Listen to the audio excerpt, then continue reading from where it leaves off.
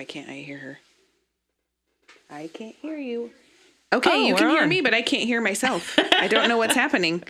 Oh, there we go. I clicked the button. Sometimes the cat walks on the on the soundboard, and then it's like, I don't know what's happening. The cat had a party here this weekend. It did. I had a lovely present on my chair when I came in. There's a lot of evidence that it there is was totally a cat party. Monday.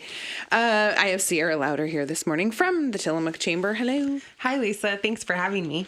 There was a lot going on this weekend. Did you get to participate in any of that? You know, I didn't. I had some family stuff that I had to take care of out of town. And so I was tracking on Facebook. I was like that distracted person at the family gathering. Oh, sure. You know, watching what's happening in town. Yeah, that while was you're me. not there. So your light parade looked. Yes, it was great. I have to give huge props to the PUD because they turned in their form, and I thought, oh, they're putting in their line truck. They just did a line truck last year, and then they had a few walkers that walked alongside the truck. They showed up with a Kubota, a line truck, a Kubota with Rudolph that only had the front legs, which is really funny. I think it was like a decoy or something. Oh, right.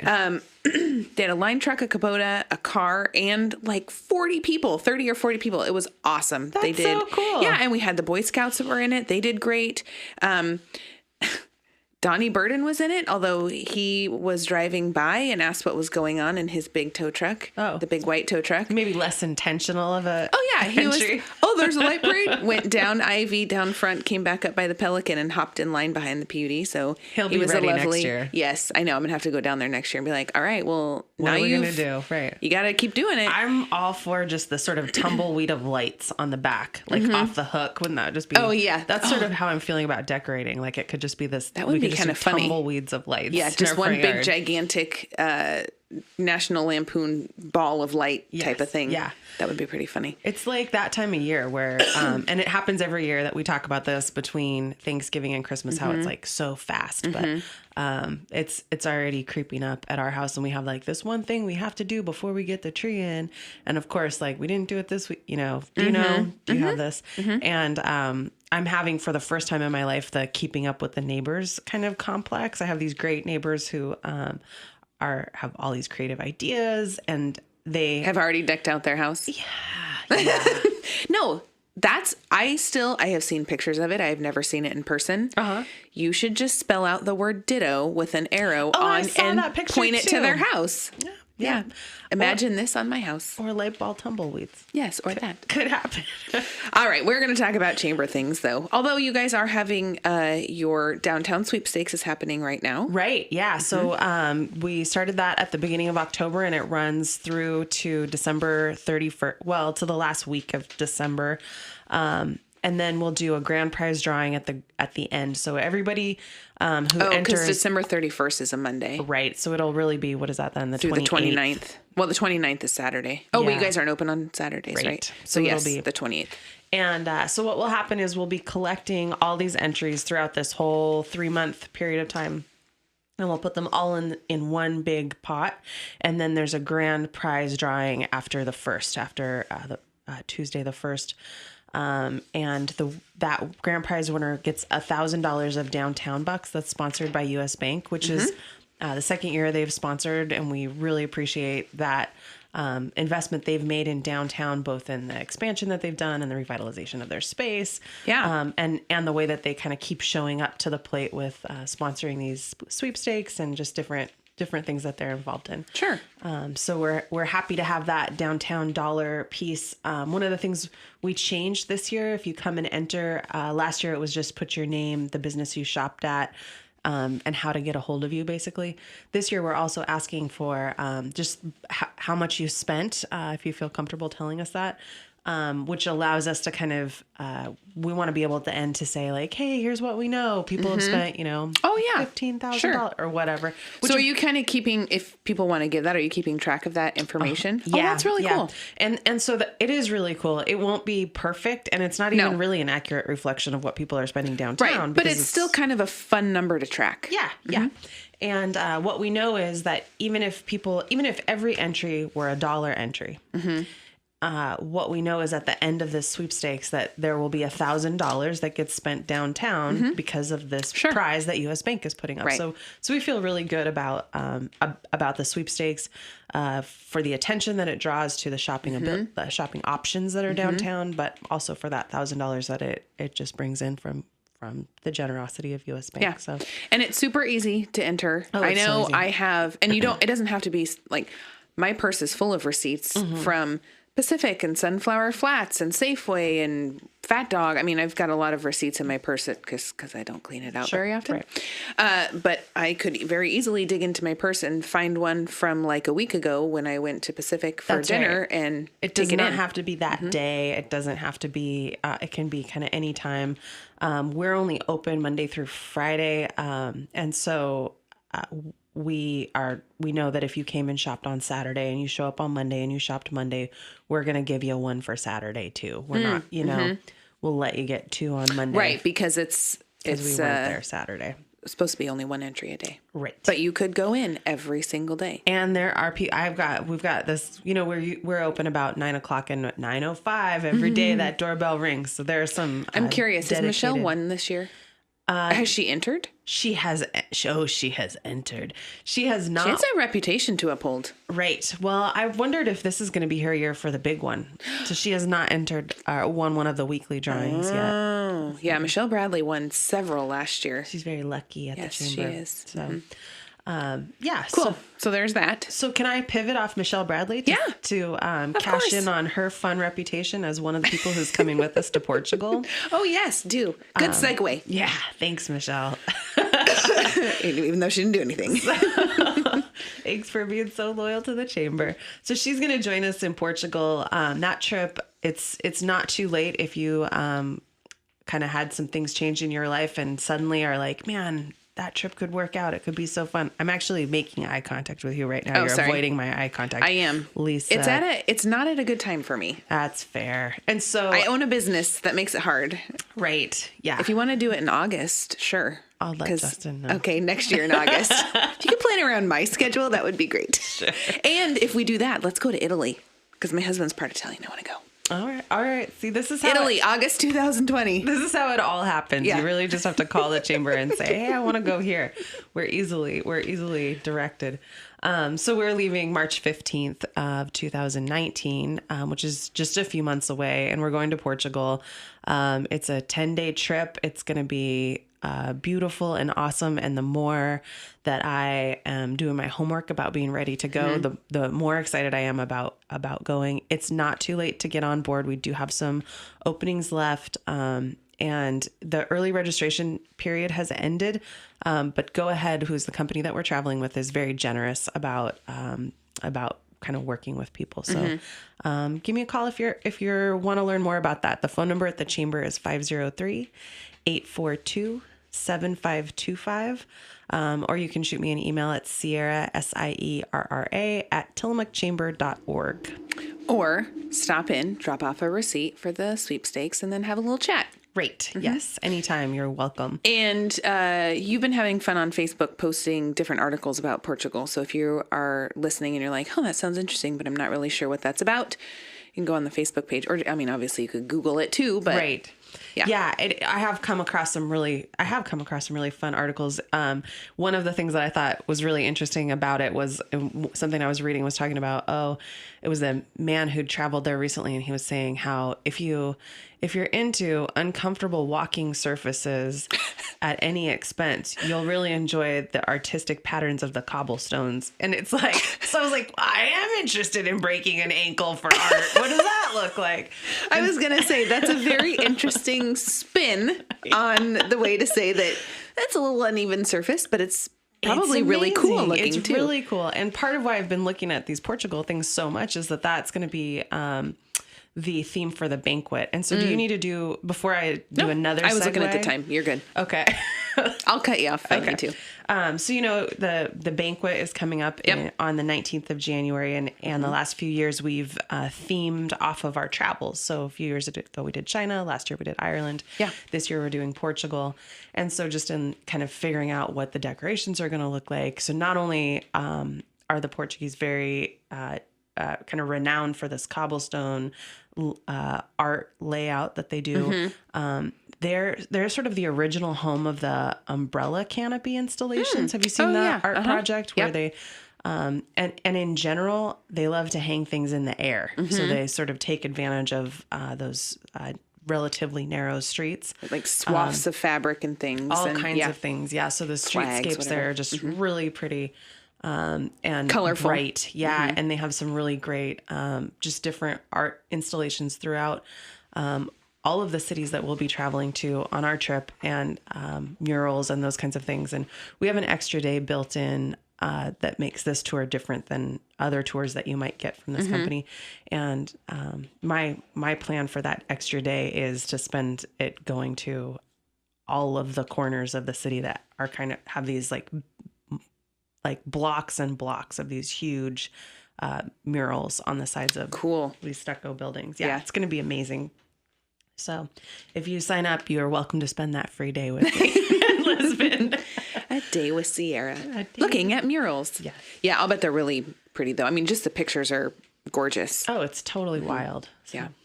Yeah. Can we talk about, well, actually, you started to talk about the chamber conference or banquet. Yeah. Do you want to keep talking about that? Sure. Yeah, let's go with it. So we're all set for January 19th, which is a Saturday. It doesn't interfere with the crab feed, which I know has been a thing in the past that's been hard for people. We're the theme is Portugal. If you haven't been before, it's worth just kind of looking at it as an event. It's one of, in Tillamook, we have that sort of handful of reasons to get dressed up. This is one of them. Pretty much. And it also is the night that in case you're thinking, oh man, the last thing I want to do is listen to this woman drone on for an hour. They barely let me have the microphone. And what we do instead are the community awards. And so there are several categories.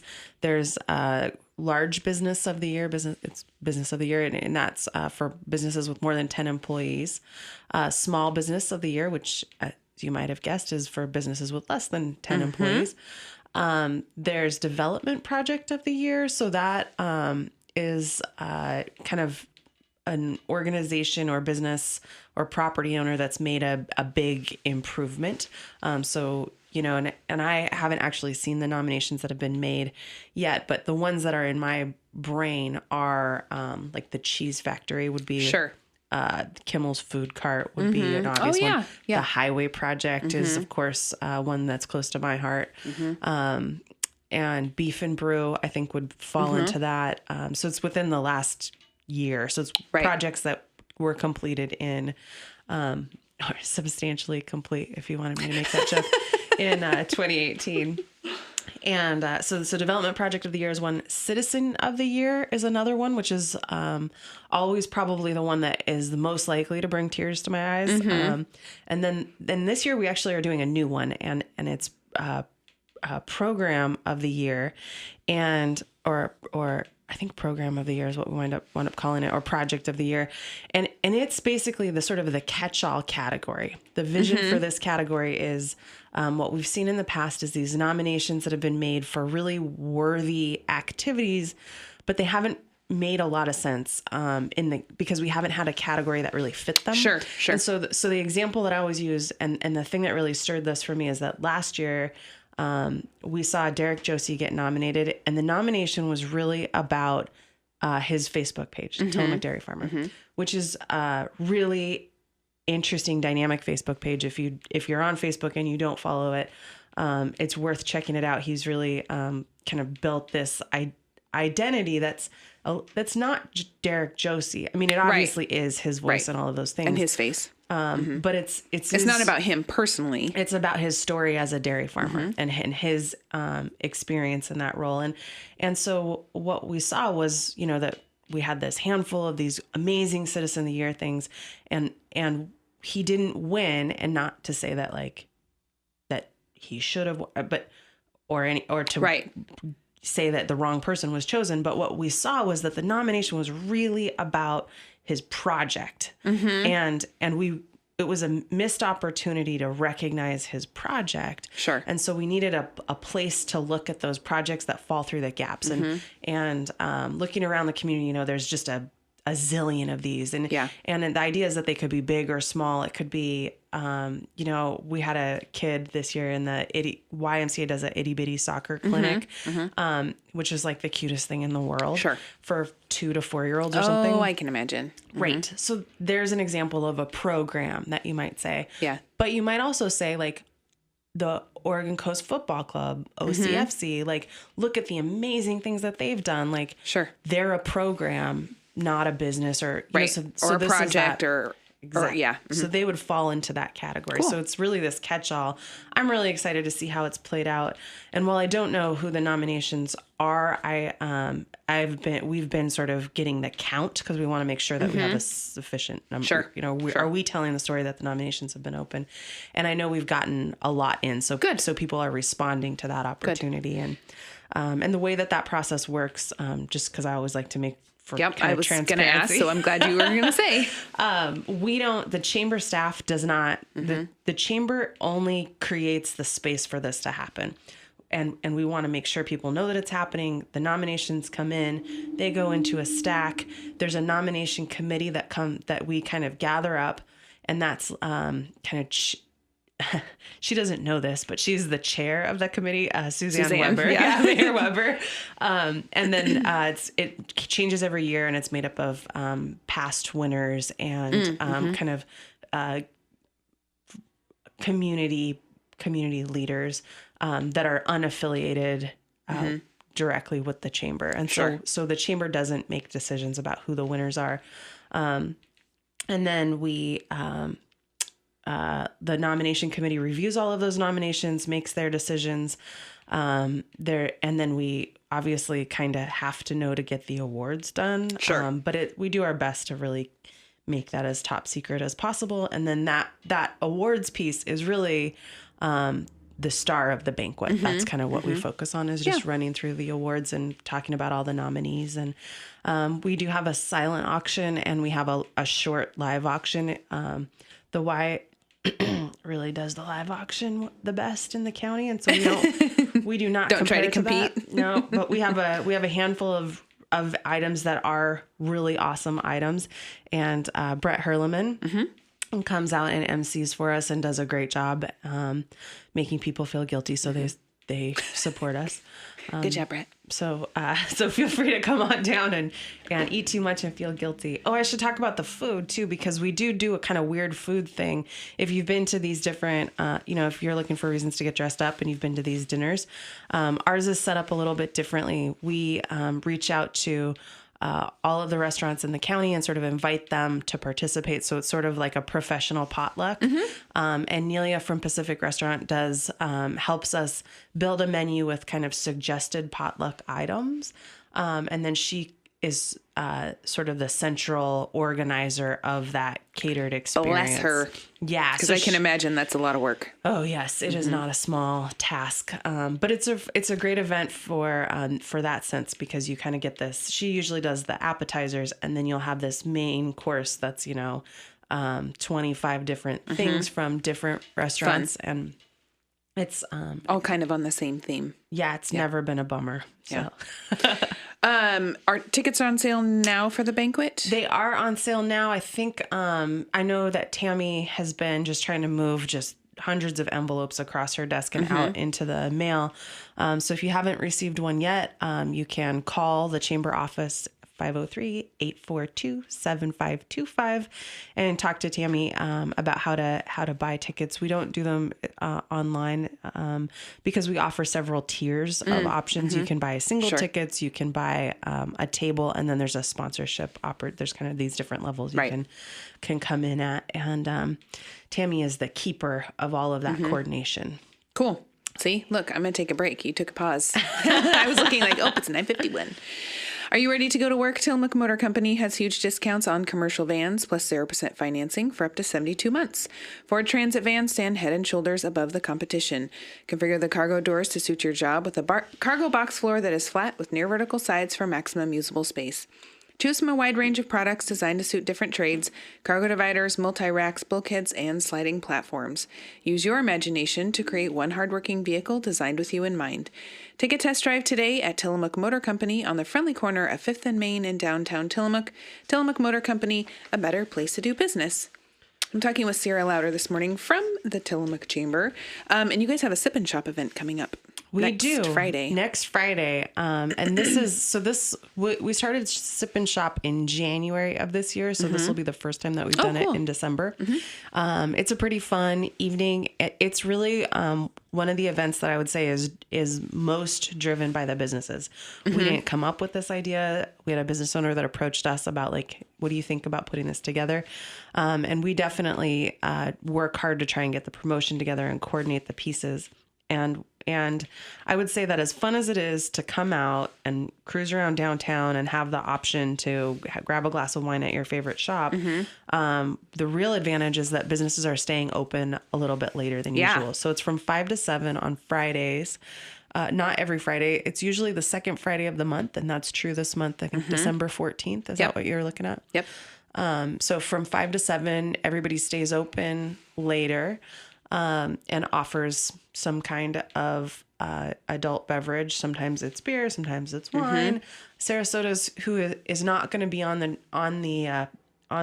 roster. Thank you. This time, she is kind of been a crowd favorite because she does these ridiculously creative things. Like she's done like a fireball hards, like cider kind of thing. Like so people tend to love to stop at Sarasota's. But it's kind of fake news this month because she won't be open. Fake news. But lots of people will be. Madeline's always does a great job. She often coordinates, Jen at Madeline's.